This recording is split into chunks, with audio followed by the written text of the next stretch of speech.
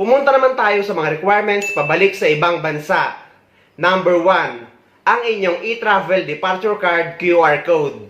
Sa mga nagsasabi na hindi na daw kailangan ang e-travel departure card, nagkakamali kayo guys. Hindi lang hinahanap ang QR code pero required pa rin na mag-register dito. Number 2, ang inyong UEC or ang inyong UEC exemption.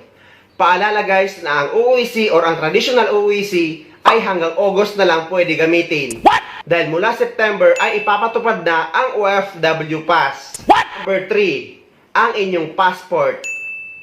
Number 4, ang inyong ticket. Number 5, ang inyong visa. Kapag nandito kayo sa United Arab Emirates, ay yung Emirates ID na ang ipapakita nyo sa immigration.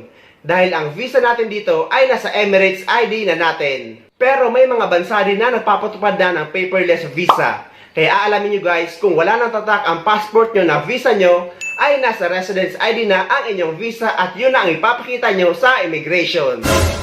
Eto guys, tinanong ko mismo ito sa immigration officer. Dahil maraming OFW ang nagtatanong kung paano daw kung hindi sa kanila pinadala ang kanilang Emirates ID or ang residence ID. Kaya tinanong ko mismo ito sa immigration officer. At ang sabi nila guys ay pwede naman daw magdala ng photocopy back to back. Basta guys ay cleared copy. Dahil sinabihan ko nga sila na may mga amo talaga na hindi pinapadala sa kanila ang Emirates ID or residence ID kapag uuwi sa Pilipinas. Number 6, ang inyong OWA membership.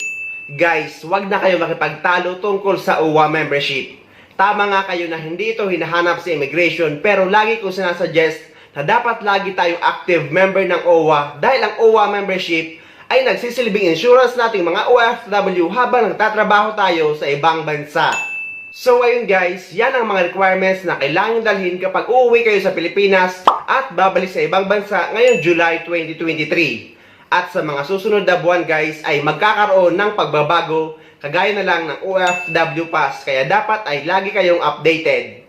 So ayun guys, sana may nakuha kayong idea at sana nakatulong ang video na ito sa inyo. At sa mga hindi pa dyan nakasubscribe sa channel ko, please don't forget to subscribe my YouTube channel and please click the notification bell para lagi kayong updated sa mga upcoming videos na gagawin ko tungkol sa mga updates sa ating mga OFW.